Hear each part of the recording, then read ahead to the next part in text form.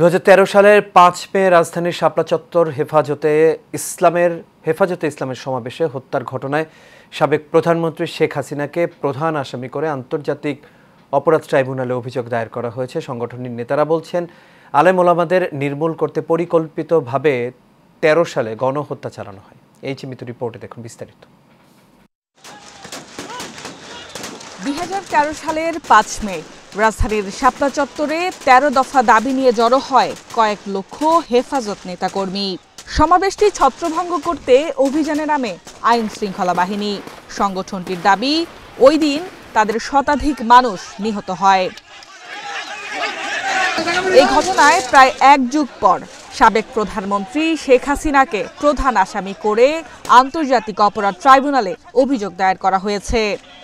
13 দফা দাবির সপক্ষে তাদের যে সমাবেশ ছিল 2013 সালের 5 মে, সেই সমাবেশকে নির্মূল করার উদ্দেশ্যে তারা অপারেশন সিকিউর শাপলা চালিয়ে সিস্টেমেটিক ওয়েতে তারা যে নির্মূল করেছিলেন সেই অভিযোগ আমরা আজকে দায়ের করতে এসেছি। সংগঠনটির নেতারা বলছেন, আলেম ওলামাদের নির্মূল করতেই পরিকল্পিতভাবে গণহত্যা চালানো হয়। এটিকে দ্বিতীয় কারবালাও বলছেন তারা। যৌথ বাহিনী মোতায়েন করে গণহত্যা চালিয়েছে। এই গণহত্যা পৃথিবীর ইতিহাসে এক ধরনের নতুন কারবালার সৃষ্টি করেছে এবং এই বাইতুল মোকাররমে আগুন দিয়েছেন। আমাদের কথাবার্তাগুলি এমনভাবে উপস্থাপন করেছেন যে আমরা নাকি কোরআন পুরাইছি। আরে আমরা কোরআনকে আমাদের নিজের জীবনের চাইতে বেশি ভালোবাসি। আমরা কেন কোরআন পুরাবো?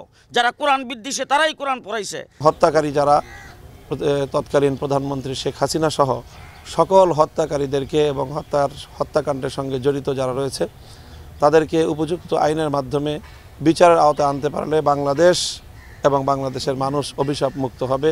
ট্রাইব্যুনালের প্রসিকিউশন বলছে, হেফাজতের গণহত্যার বিচার মানবতা বিরোধী অপরাধ আইনেই হবে।